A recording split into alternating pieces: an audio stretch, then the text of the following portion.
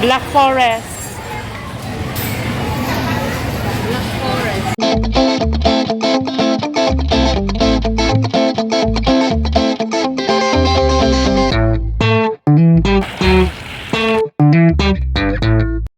Ayan mga ka-Jocelyn, kakauwi lang namin. Galing kami ng Commonwealth Market. Ito is lechon belly to. Ayan. Tapos meron tayo ditong shrimp. Ayan, hipon. Medyo mahal yung mga bilihin ngayon kasi nga fix na fix yung Christmas talaga. Ayun, New Year. Tapos ito is pang barbecue natin yan. Ito naman is 2 kilong baka. Ayan. Ito 2 kilos din tong pang barbecue. Ayan, kasama ko yung kapatid ko ngayon na punong abala dahil kami ang nakatokang maghahanda at magpe-prepare ng pagkain namin ngayong New Year's Eve. Syempre, ayan yung mga pinamalengke natin na mga pagkain para mamaya. Ihahanda na natin at ipe-prepare. Meron tayong mga wine dito at syempre hindi mawawala yung 12 na mga prutas at syempre gumawa rin ako nito. Kailangan meron tayo yan every year at ito namang lechon belly, ginagawa na. Gumagawa na rin ako ng fruit salad at naihalo ko na yung mga ingredients natin dito. Napakabango at talagang natatakam na rin ako. Ito na yung natin, fruit salad. Ilalagay ko na tong raisin at nilagay ko na rin yung condensed natin, yung Nestle cream, yung nata ni Coco, pati yung langka. Mga ka-Diyos, sarap. Okay, so tapos na at ilalagay na natin to sa refrigerator. Ito naman yung kapatid ko, punong abala siya sa paggagawa ng barbecue. Natimpla niya na rin yan kanina. Ito yung barbecue natin. Actually, parang ang dami nga nito para sa 3 tao sa bahay. 2 kilo.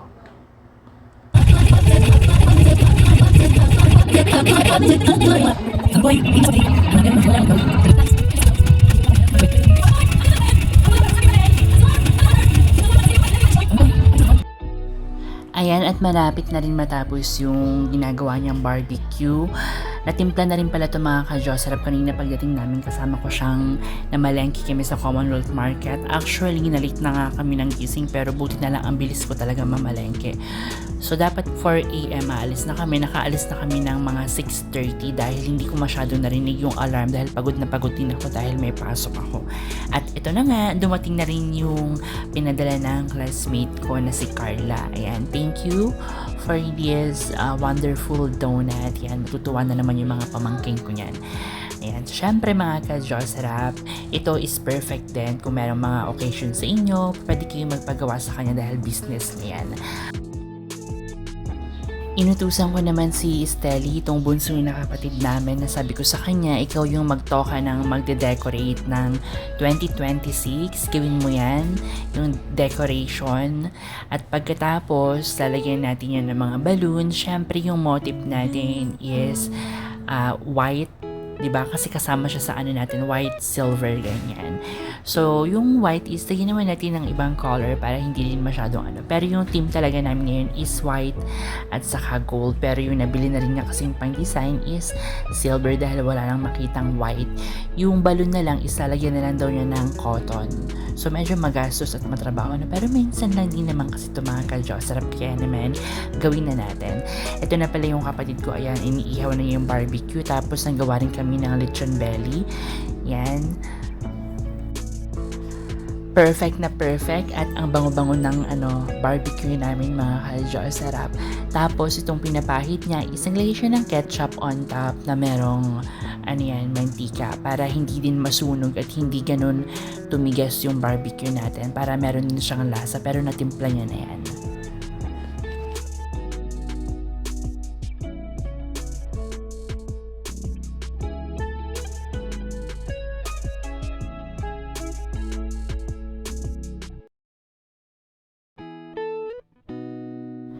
At ito naman yung pamangkin ko, pati yung kapatid ko, naggagawa na sila ng balloon. Dahil yung balloon, ididikit natin yan sa design. Ito naman ako, tinutulungan ko yung kapatid kong mag-ihaw. Dahil maaga na kami nagluto para mga 8:30 is tapos na kami. Dahil nga, before 9, nagluluto pa rin kami. Grabe, pagod na talaga. So ngayon, ang ginawa namin is medyo maaga na kami nagluto at kumilos para pagdating mamayang gabi is hindi na tayo ganun kapagod na pagod. Kasi dati talaga mga 9:30 hanggang 9:30 nagpaprito pa kami. Grabe.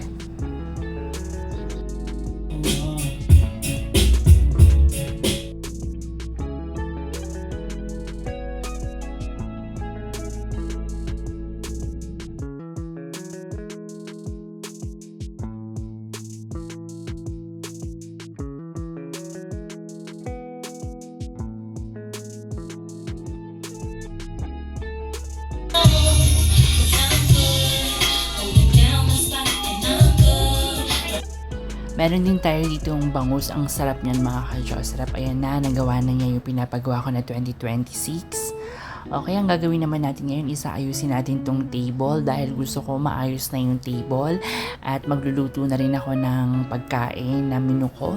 Syempre, sabi ko sa kanya is tulungan na rin niya ako maghiwa ka na ng ham. Yung ham na yan is na-fried na rin. Ilalagay ko yan sa natin, pasta. Okay, sa white spaghetti natin. Maganda rin talaga yung medyo marami kayo sa bahay nyo dahil nga tulong-tulong talaga kayo. Actually ngayon lang is 3 lang kami dito sa bahay tapos yung pamangkin kong isa. Okay, yung 2 ko namang pamangkin is hindi dito nakatira so pupunta na lang din sila.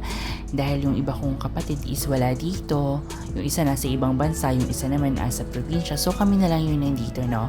Habang nagluluto kami, isa yung music na rin kami. Inalis ko na rin yung music dahil nga mamaya makapiright na naman tayo. Ang bilis ng oras, pagkatingin ko sa oras is 5:00 na.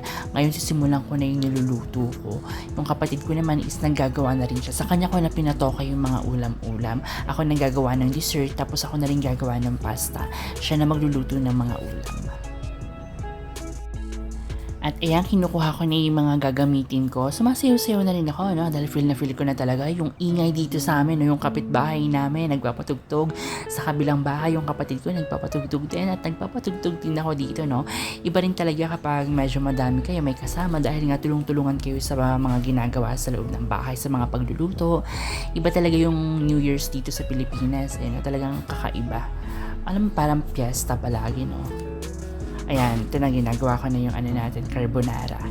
Okay, so meron na akong mga soup dito, no, carbonara soup. Ayan, nalagay na natin yung Nestle cream, mushroom soup, pati yung mushroom cream. Yan, nilagay ko na rin siya. Ayan na yung white pasta natin.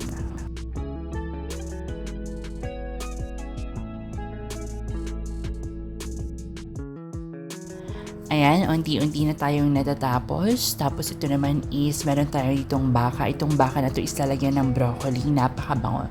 Ito naman yung shrimp natin. Niluto yan sa may dairy cream at nilagyan din yan siya ng Sprite. Ito yung relinong bangus. Tapos yung natin, lechon belly. Okay, yan naman yung barbecue. Ito naman yung mga cookies and chocolates natin nandito. Ito naman na yung white spaghetti. Okay, syempre may mga prutas tayo, hindi mawawala yan. Ito naman yung natin, broccoli. Sasawag natin yan sa baka. Ang masarap na baka. Okay, mga kadya, sarap, no? Medyo matagal lang siyang lutuin dahil kailangan papakuluan mo yan. Kailangan malambot na malambot. Okay, tatransfer na natin tong lechon belly dito. Okay, yan yung kapatid ko. Grabe, niluto namin yung lechon belly. Parang kanina pang tanghali, no? Ngayon lang din siya natapos. Okay, perfect. Buti na lang din talaga is marunong kami lahat magluto dito dahil natuto kami sa mama at papa namin na magaling magluto, no? So far, wala rin sila dito, no? Mga nasa bakasyonan lang. Okay, so kami na lang magkakapatid dito yung mag-New Year. Pero Happy New Year to my mama and to my papa. We miss you and we love you so much. Stay put lang kayo dyan. Bantayan nyo lang kami dito. Okay?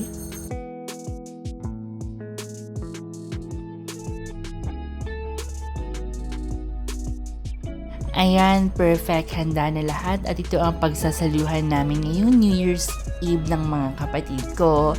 At kung sino mga friend na pupunta dito sa bahay namin is welcome. Ayan, makikain kayo dito sa amin. Perfect na perfect.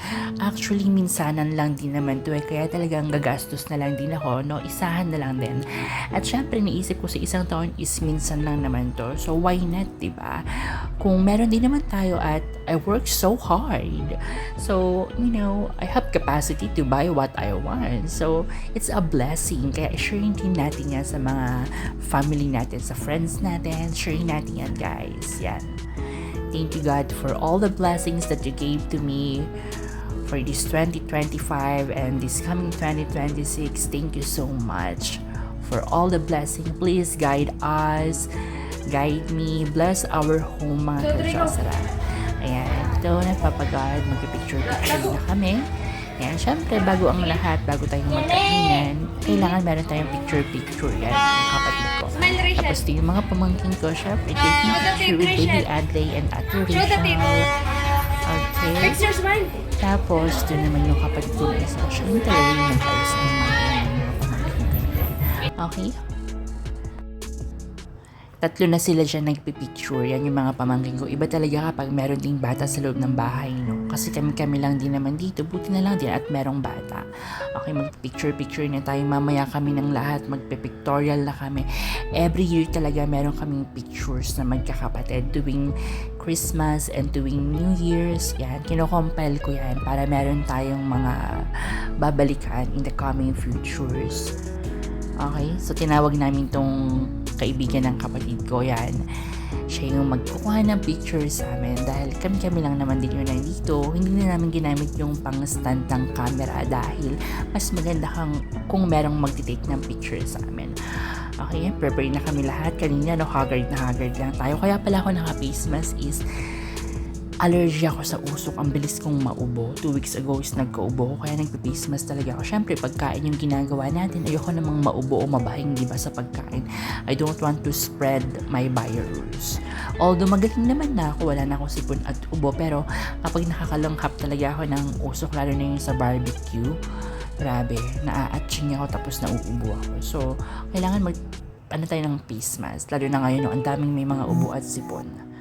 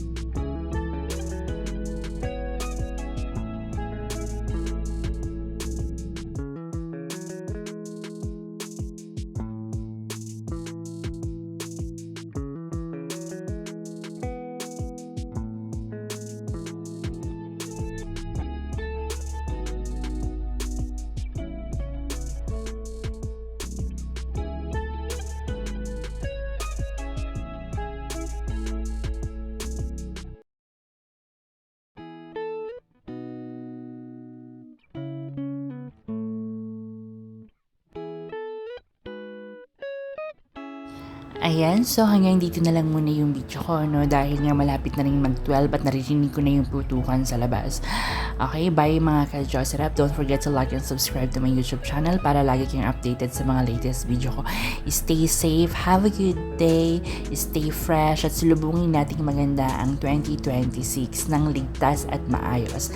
Bye for now mga ka-Jocerap. Ayan, yung pamangkin kong makulit, kakain na daw siya ng cake. Iba talaga yung happiness ng nagagawa ng bata. Napaka-genuine nung nakita niya tong cake. Wow daw ang sabi niya. Ayan, kakain na siya mga ka-Jocerap. At lalabas na tayo, titignan natin yung mga nagpapaputok.